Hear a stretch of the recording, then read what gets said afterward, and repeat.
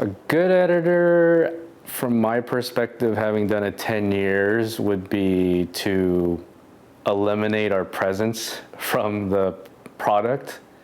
As far as, like anything, like you don't want to watch something where the actors are too acty, where you notice they're acting. You don't want a director that, or you don't want a cameraman where you notice too clearly, like they're the shots. Or with editing it's the same thing. You don't want an edit where you notice the edit, where you know that a certain cut was made purposefully, or there's a certain formula that's very obvious that the editor is following, cutting from an establishing to a medium to a close-up back to a very standard cutting techniques. For me, when I watch it, it's like obvious, like, okay, they're just doing A to Z without really putting much thought beyond that. So I would say when the editor's too present in the cut, I don't know if that makes sense. I would say that makes a bad editor. I would say over time, what I've learned is like to just go by feel and just know, like, all right, now it's time to cut to this shot, or oh man, we need to really take a break from this scene. Let's just cut to some B-roll, and really just go by feel. As far as even the little things, like when I first started, like I was very mathematical with, all right, each of my dissolves are going to be 15 frames in and out, to eventually just kind of manually just dissolving things in, or just going to straight cuts.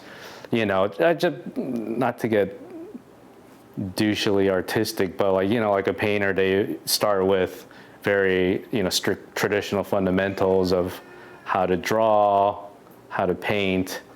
Then eventually over their career, they get to a point like Van Gogh did, or Picasso, or Pollock, where they're just doing whatever the fuck that they feel gutturally.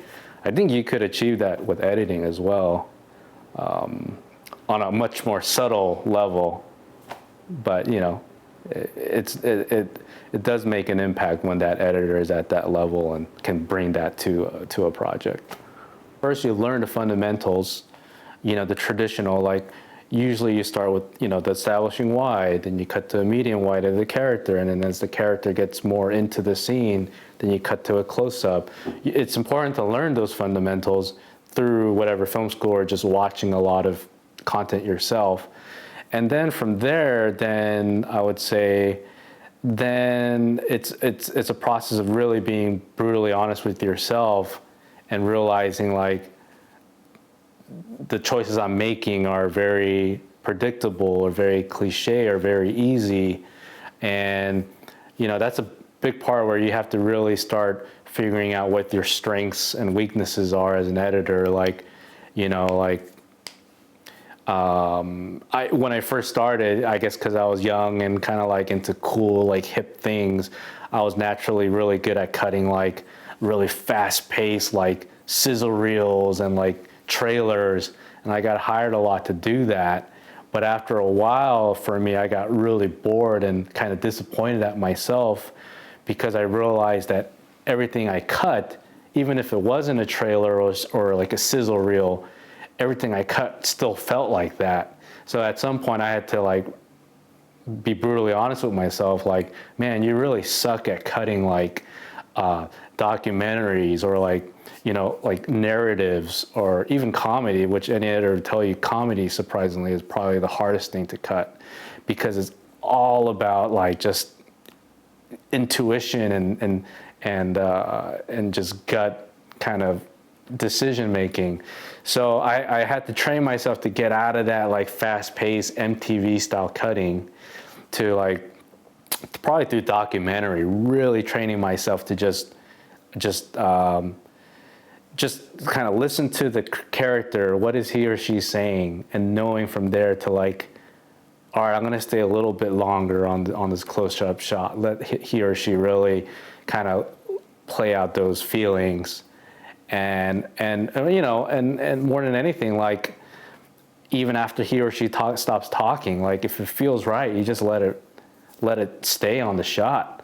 Like, all right, let's just watch this guy just think about what he or she just said. Just watch him think about it, you know, and not being afraid to like just play with just silence and like negative space and negative timing where nothing seems to be going on, but in the big picture, it really creates a feel. Yeah, so I would say that was probably a big important evolution, is going from the sizzle reel, fast-paced MTV stuff to luckily being able to do a lot of documentaries where I was able to really craft a story from editing. And then now it's just trying to stay fresh, because you get to a point where then, like, I think everything in life, you get to a point where you get really cynical, and like everything you do, you're like, no, I've done that before, or no, that's been done. I want to try something new. And you get into a trap sometimes. You got to be careful where like everything you do feels cliche and overdone. So you're really struggling to try to find the freshness with the next project that you do. But you know, you get to a point where you just know, like, okay, this will work, or at least this will work for the client. So then you know, you let it go. When I'm cutting a music video, you know, that's a lot more straightforward because you're cutting to set music and lyrics. So rhythmically, you have a pace you're cutting with, and then lyrically, you have a narrative or a visual narrative you're following based on the lyrics. So that's pretty straightforward. For me, things I love and also equally hate to cut is like documentaries, because that is a lot more on the editor to sculpt the story.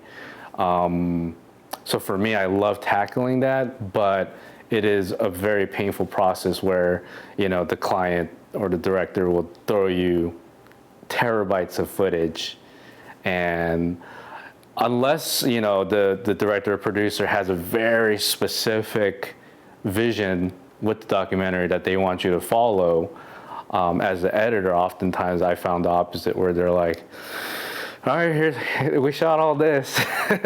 You know, can you make something out of it? And from an editor's point of view, it's a great challenge, but man, you're just swimming in footage, and it takes a while to really start chipping away and finding structure and like an outline, before then you can really start getting into like more subtle, like just character arc, or you know, the more kind of playful stuff you could do once you know, find the foundation. But that's really hard to do.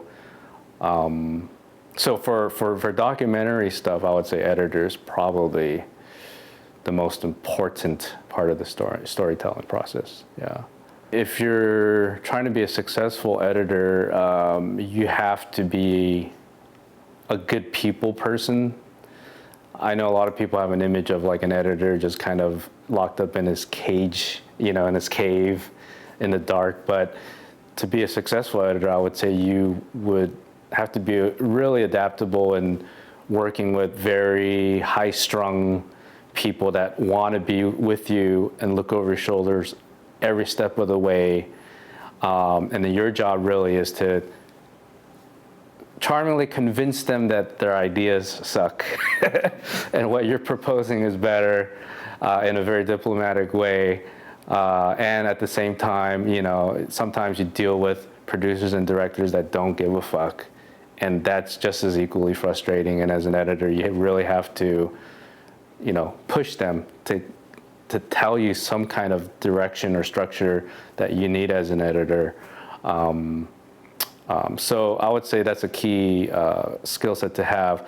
I would say from my experience, I guess now I'm at a point where I've done it long enough and I have a clientele that's used me enough that they know my style, and they're like, hey, we got this project. This is the deadline. Here's the budget. You know, just show us a cut when you're ready. And that's beautiful. That's a really cool thing when you got that trust with the client. So I'm at that point now, but yeah, I've definitely had to spend years with just clients, just every type of client imaginable I've had to deal with, yeah.